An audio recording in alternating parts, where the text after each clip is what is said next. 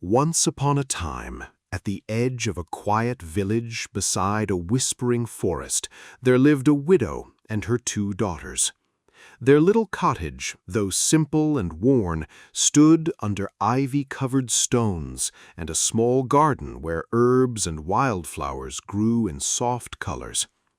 In the evenings, the whole place glowed warmly as the sun dipped behind the hills.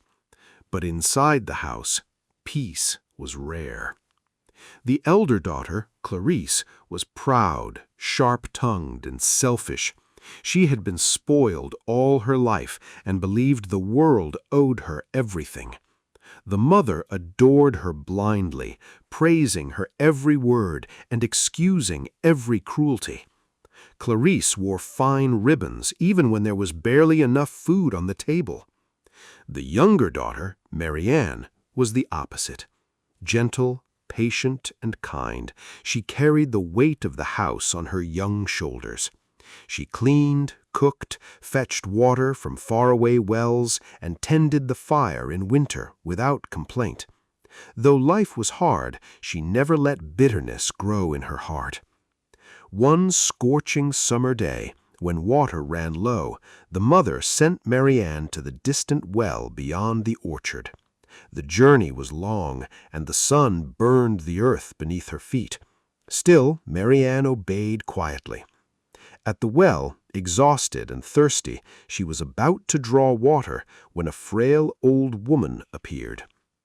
"Dear child," the woman said softly, "may I have a drink of water?" Without hesitation, Marianne rinsed her jug and offered her clean water. "You are very kind," the old woman said after drinking. Then her appearance changed. In a shimmer of light, she was revealed as a fairy. "For your pure heart, I gift you this blessing. Whenever you speak, flowers and jewels shall fall from your lips." And with those words, she vanished. Confused but obedient, Marianne returned home. The moment she spoke to her mother and sister, roses, pearls, and shining jewels fell from her mouth, scattering across the floor. The mother's eyes widened. The greed in her heart awakened instantly. "This is a miracle!" she cried. "Clarice, you must go to the well too." Clarice, though annoyed at the idea of walking in the heat, agreed when she saw the glittering jewels on the table. But when she reached the well, she met the same fairy. The fairy, disguised again, asked gently, "May I have a drink of water?" Clarice frowned. "I am not here to serve strangers." The fairy studied her cold heart and replied, "Then you shall be rewarded according to your nature." And she disappeared. On her way home, Clarice bragged about her behavior. But when she opened her mouth to speak, something horrifying happened. From her lips leapt a toad, then another, then snakes. Every angry word brought more crawling creatures until the house filled with horror. Screaming, the mother drove her out in shame.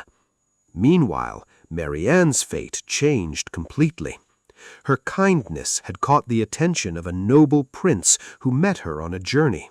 When she spoke, flowers and jewels fell like blessings from the air. But more than magic, it was her gentle heart that enchanted him. He took her to the royal palace, where she was received with wonder, and soon she became his bride. Wherever Marianne went, beauty followed, not just in flowers or jewels, but in the way people felt calmer, kinder, and happier in her presence. The kingdom itself began to change under her gentle spirit. But Clarice's life ended in loneliness and fear. Her cruel heart reflected in every creature that followed her words. The mother, once greedy and proud, lost everything she valued and spent her days in regret. And so the story became a lesson carried through generations. Kindness is a true magic. Cruelty poisons even the strongest heart. And what comes from within will always shape the world around you.